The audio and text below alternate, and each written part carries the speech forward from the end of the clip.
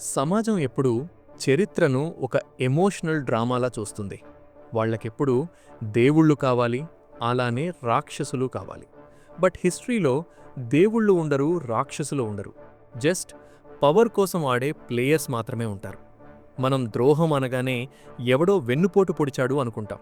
But ప్రపంచంలో అతిపెద్ద ద్రోహాలు ఇప్పుడు చీకట్లో జరగలేదు. అవన్నీ పబ్లిక్గా, అందరి కళ్ళెదురుగా త్యాగం, శాంతి, మహాత్ముడు అనే అందమైన మాస్కుల వెనక జరిగాయి. మనుషుల సైకాలజీ ఎంత విచిత్రంగా ఉంటుందంటే, ఎవడైనా ఏడుస్తూ కన్నీళ్లు పెట్టుకుంటే వాడిలో దేవుణ్ణి చూస్తారు. బట్ ఫ్యాక్ట్స్తో, ప్యూర్ లాజిక్తో నిజం చెబితే వాణ్ణి విలన్ అనుకుంటారు. 1932లో డాక్టర్ బిఆర్ అంబేద్కర్కు మహాత్మా గాంధీకి మధ్య జరిగిన పూనా ప్యాక్ట్ ఎపిసోడ్ ఇండియన్ హిస్టరీలోనే the most intelligent and brutal political betrayal అది. ఇక్కడ ఎవరూ దేవుళ్ళు కాదు, ఇదంతా కేవలం పవర్, సర్వైవల్ మరియు హ్యూమన్ సైకాలజీతో ఆడుకున్న ఒక బ్రిలియంట్ మైండ్ గేమ్ మాత్రమే. అసలప్పుడు ఏం జరిగిందో ఎలాంటి సెంటిమెంట్స్ లేకుండా బేసిక్ లాజిక్తో ఆలోచించండి. అంబేద్కర్ ఒక బ్రూటల్ రియలిస్ట్. ఆయనకు ఎమోషన్స్, భజనలు, సవర్ణ హిందువుల సానుభూతుల మీద పెద్దగా నమ్మకం లేదు. దశాబ్దాలుగా కుక్కల కంటే హీనంగా బతుకుతున్న తన వర్గానికి కేవలం పవర్ అంటే రాజకీయ అధికారం మాత్రమే రక్షణ ఇస్తుందని ఆయన నమ్మాడు. సో లండన్ వెళ్ళి తన అద్భుతమైన లాజిక్తో, ఆర్గ్యుమెంట్తో బ్రిటిష్ వాళ్లని కన్విన్స్ చేసి దళితుల కోసం సెపరేట్ ఎలక్టరేట్స్, అదే ప్రత్యేక నియోజకవర్గాలు సాధించుకొచ్చాడు. సెపరేట్ ఎలక్టరేట్ అంటే ఏంటి? ఒక దళిత నాయకుణ్ణి కేవలం దళితులు మాత్రమే ఓటు వేసి ఎన్నుకోవడం. అంటే ఎవరి దయాదాక్షణ్యాలతో, వాళ్ల ఎమోషనల్ అప్రూవల్తో పనిలేకుండా దళితులకు స్వతంత్రమైన రాజాధికారం రావడం. ఇది అంబేద్కర్ లాజిక్తో సాధించిన ఒక pure legal and political victory. కానీ ఇక్కడే గాంధీ అనే ఒక బ్రిలియంట్ మాస్ మ్యాన్యుపులేటర్ ఎంటర్ అయ్యాడు. గాంధీకి తెలుసు, లండన్ కోర్టుల్లో గానీ, పబ్లిక్ డిబేట్లలో గానీ అంబేద్కర్ చెప్పే ఫ్యాక్ట్స్ని, లాజిక్ని తాను బ్రేక్ చేయలేనని. ఒక మనిషిని లాజిక్తో కొట్టలేనప్పుడు వాడే మోస్ట్ డేంజరస్ వెపన్ ఏంటంటే ఎమోషనల్ బ్లాక్మెయిల్. హిందూ సమాజం విడిపోకూడదు అనే రీజన్ చెప్పి ఎరవాడ జైలులో గాంధీ ఆమరణ నిరాహార దీక్ష స్టార్ట్ చేశాడు. చరిత్ర పుస్తకాల్లో దీన్ని ఒక మహాత్ముడి త్యాగం అంటారు. కానీ హ్యూమన్ సైకాలజీ పాయింట్ ఆఫ్ వ్యూలో చూస్తే ఇది ఒక ప్యూర్ సైకలాజికల్ టెర్రరిజం అని కూడా అనుకోవచ్చు. దీన్ని ప్రాక్టికల్గా అర్థం చేసుకోవడానికి ఒక చిన్న ఎగ్జాంపుల్ చెప్తాను. ఒక కుర్రాడు తన టాలెంట్తో ఎవరి సపోర్ట్ లేకుండా ఒక పెద్ద బిజినెస్ కాంట్రాక్ట్ లీగల్గా గెలుచుకున్నాడు అనుకుందాం. అది అతని రైట్. కానీ ఆ ఊర్లో ఉన్న ఒక పవర్ఫుల్ పెద్ద మనిషికి అది ఇష్టం లేదు. అతను ఆ కుర్రాడితో లాజికల్గా, లీగల్గా ఫైట్ చేయలేడు.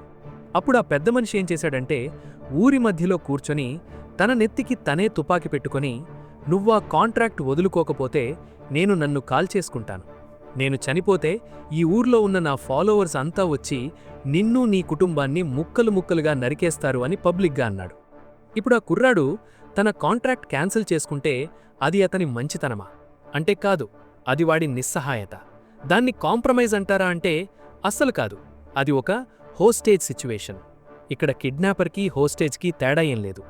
వెపన్ మారిందంతే, ఇంటెన్షన్ ఒకటే. ఆ పెద్ద మనిషి వాడింది జస్ట్ ఫిజికల్ గన్ ప్లేస్లో సొసైటీ యొక్క ఎమోషనల్ గన్ వాడాడు అంతే.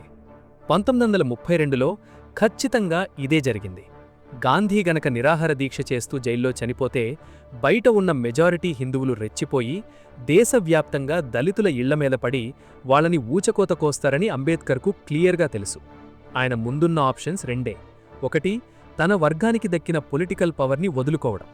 2, తన కళ్ళెదురుగా తన వర్గానికి చెందిన లక్షలాది మంది ఊచకోతకు గురవ్వడం చూడ్డం. పాలిటిక్స్ అనేది ఎప్పుడూ ఒక డర్టీ గేమ్. అందులో ఎథిక్స్ ఉండవు, సర్వైవల్ మాత్రమే ఉంటుంది.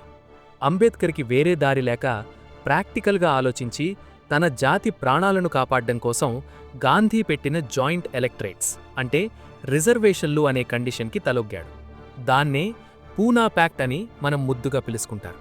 సో రిజర్వేషన్లు వచ్చిన మాట వాస్తవమే, కానీ సెపరేట్ ఎలక్టరేట్ ఉంటే ఒక దళిత నాయకుడు ఎవరికీ భయపడకుండా తన వర్గం కోసం మాత్రమే పనిచేసేవాడు. జాయింట్ ఎలక్టరేట్ వల్ల ఆ నాయకుడు మెజారిటీగా ఉన్న సవర్ణ హిందువుల దయ మీద, వాళ్ల ఓట్ల మీద బతకాల్సిన పరిస్థితి ఏర్పడింది.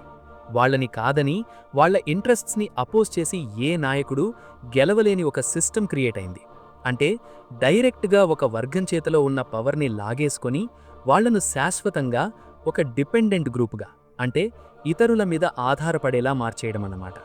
వాళ్ళు ఎప్పటికీ పవర్ సెంటర్కి రాకూడదు, జస్ట్ పవర్కి అనుబంధంగా మాత్రమే ఉండాలి అనే ఒక పర్ఫెక్ట్ మాస్టర్ ప్లాన్. ఆ రోజు గాంధీ కాపాడింది దళితుల్ని కాదు, హిందూ మతంలో ఉన్న ఓటు బ్యాంక్ పవర్ డైనమిక్స్ని. సో నా పాయింట్ ఏంటంటే, సొసైటీ ఎప్పుడూ ఏడుస్తున్నోణ్ణి, ప్రాణాలు వదిలేస్తానన్నవాణ్ణే గుడ్డిగా నమ్ముతుంది తప్ప ఫ్యాక్ట్స్ మాట్లాడేవాణ్ణి నమ్మదు. గాంధీకి ఇండియన్ మాస్ సైకాలజీ మీద ఉన్న గ్రిప్ అలాంటిది. తన ప్రాణాన్ని ఒక వెపన్లా వాడి ఒక జాతికి దక్కాల్సిన పొలిటికల్ ఇండిపెండెన్స్ని ఎమోషనల్గా లాగేసుకున్నాడు.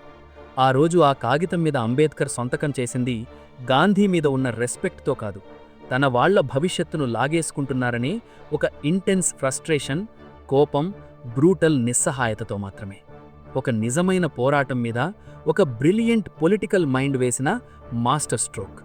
మనం చదువుకున్న హిస్టరీ బుక్స్లో ఇది మహాత్ముడి త్యాగం కావచ్చు, కానీ నేకెడ్ రియాలిటీలో ఇది the most brutal, silent and perfectly executed betrayal. సెంటిమెంట్స్ని పక్కన పెట్టి చూస్తే డెమోక్రసీలో గానీ హిస్టరీలో గానీ న్యాయం ఎప్పుడూ గెలవదు. ఎవడి స్ట్రాటజీ పర్ఫెక్ట్గా ఉంటే వాడే గెలుస్తాడనడానికి ఇంతకంటే పెద్ద ప్రూఫ్ అవసరం లేదేమో.